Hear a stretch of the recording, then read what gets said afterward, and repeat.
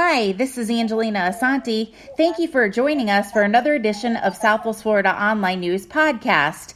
Today I have two special guests with me, Marc and Danielle Slough, who are 9/11 survivors, and they're going to tell us about what happened that fateful day almost 20 years ago. Welcome to the show. Thank you very much for having us. Nice to be here, Angelina. I can't believe it's 20 years. It's shocking.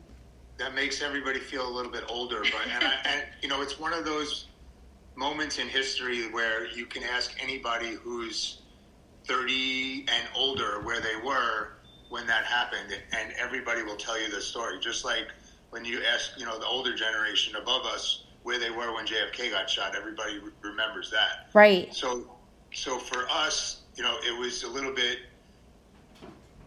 It was very close to home because Danielle and I, we met and worked on the New York Stock Exchange, which was 4 blocks south of the Twin Towers, and we owned a loft in Manhattan. Actually, we rented a loft in Manhattan, and we were in the process of closing on the loft that we bought 4 blocks north of the Trade Center. So our neighborhood got affected. So it wasn't, it was United States got affected, but it was our neighborhood that got rocked. Well, let's go back to 9/11 that morning. Where were you guys? So we were coming down from being uptown at a doctor's office, and we were kind of reverse commuting that morning because I needed to do an appointment.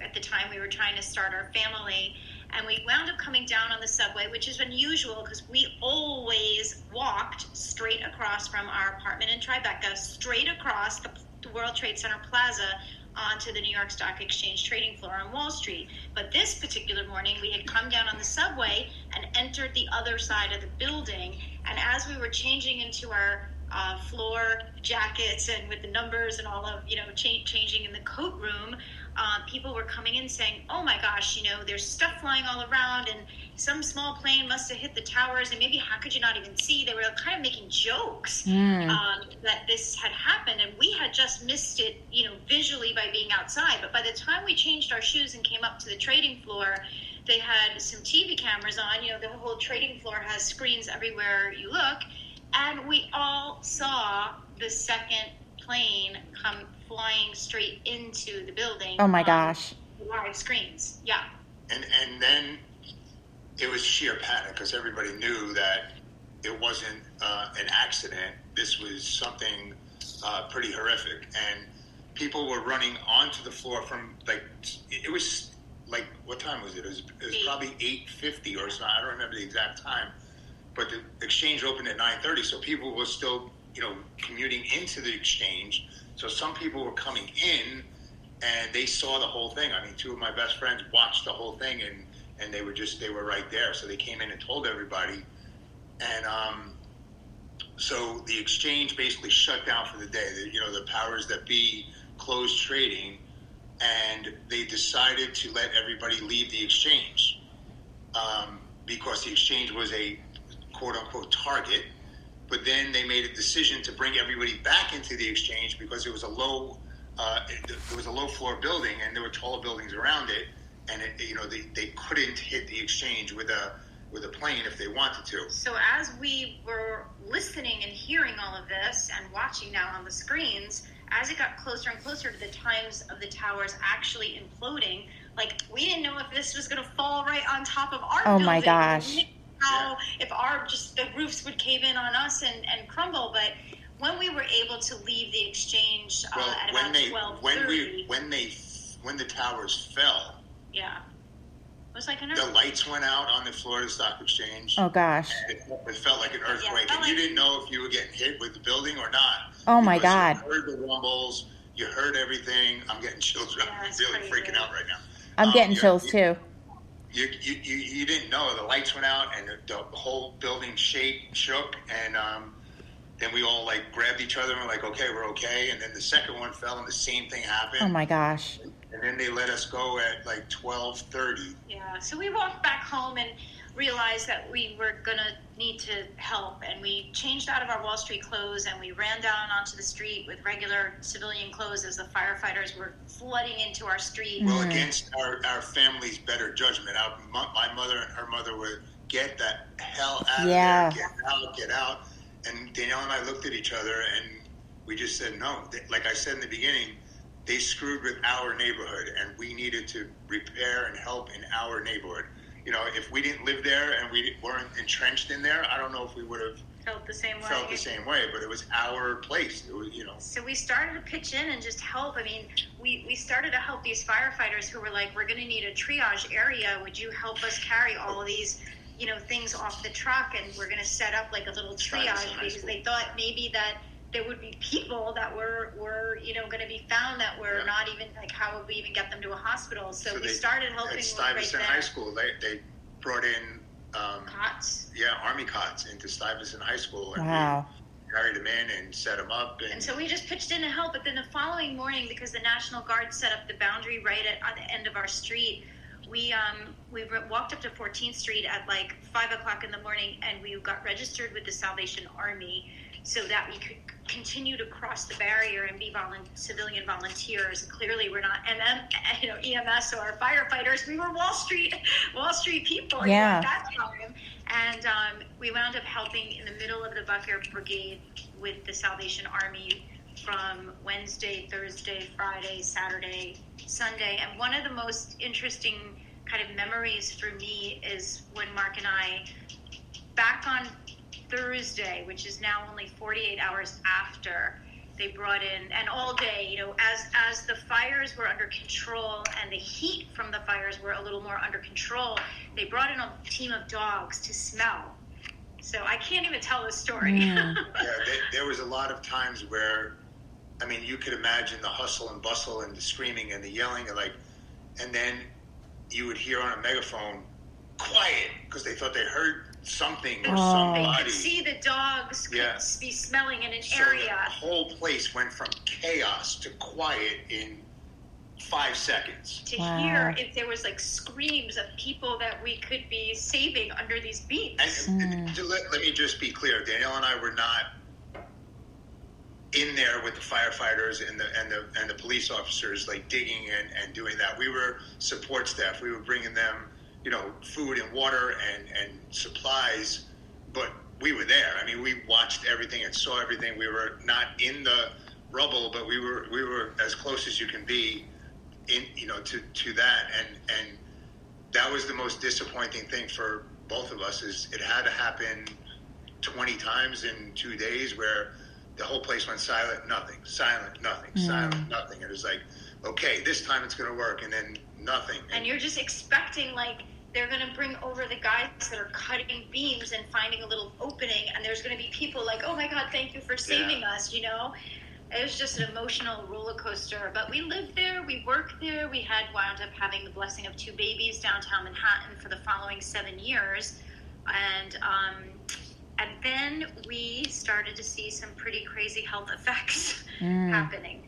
Well, yeah, I mean, it's definitely a contributing factor. There was other contributing factors, but 5 years later, in August of 2016, I ended up having a heart attack. Stress-related, I don't know, toxin-related probably.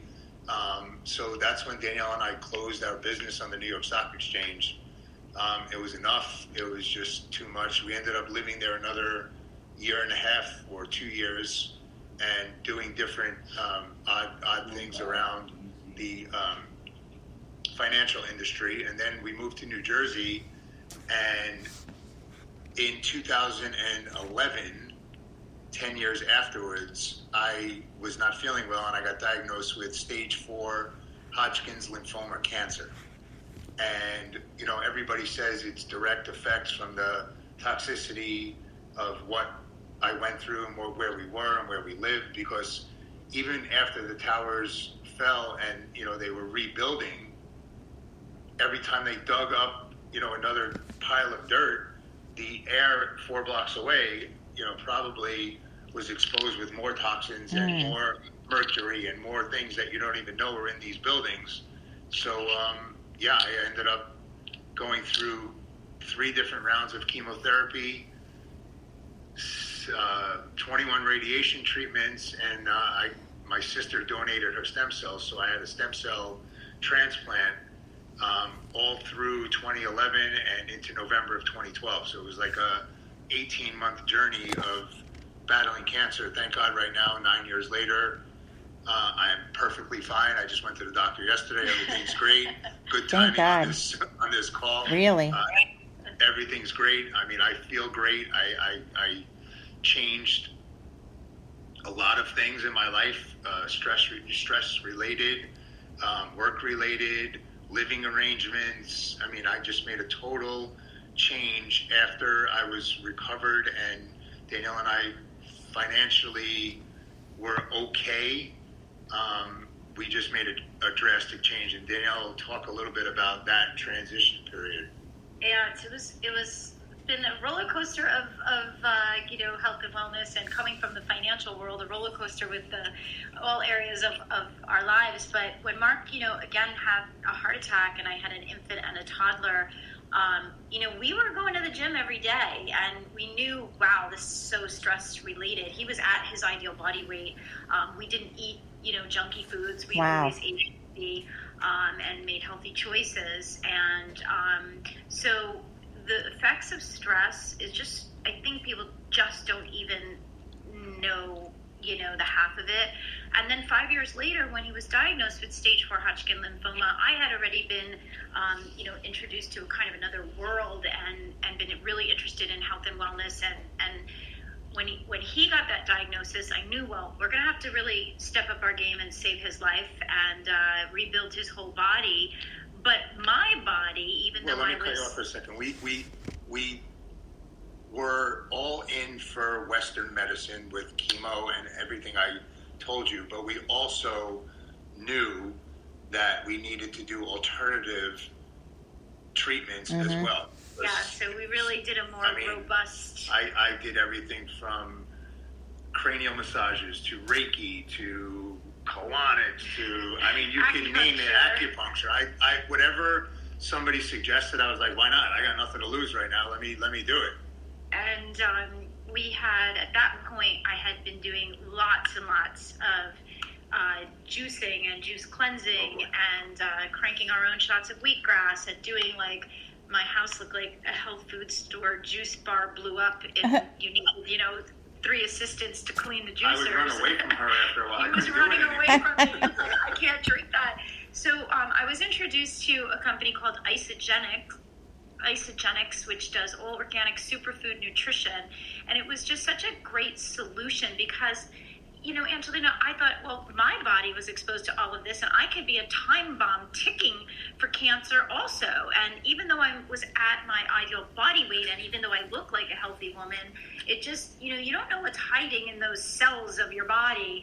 And for those of you out there that are listening, you may not even, you've not been exposed to the 9/11 dust cloud, but you brushed your teeth in Collier or Lee County, maybe with the water supply. Right. And it went right into your bloodstream this morning when you brushed your teeth, the toxins. So, we don't even think about all the environmental toxins that we live with. Or we go to a restaurant and we choose a healthy meal, and we're like, okay, we ordered a salad, but the whole salad was sprayed with pesticides, herbicides, fungicides, and then your body has to deal with that. So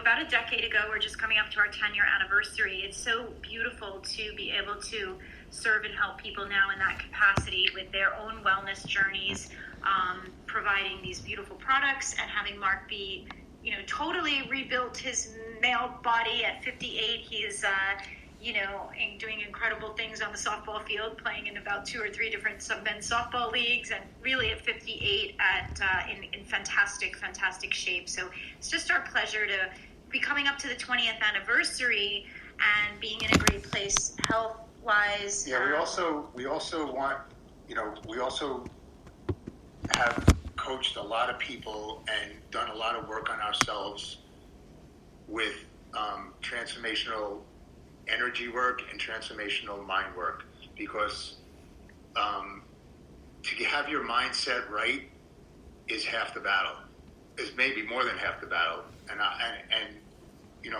you guys a lot of you know that God works in very mysterious and amazing ways. And Mark, can you hold that thought? We're going to close out section 1 of this episode.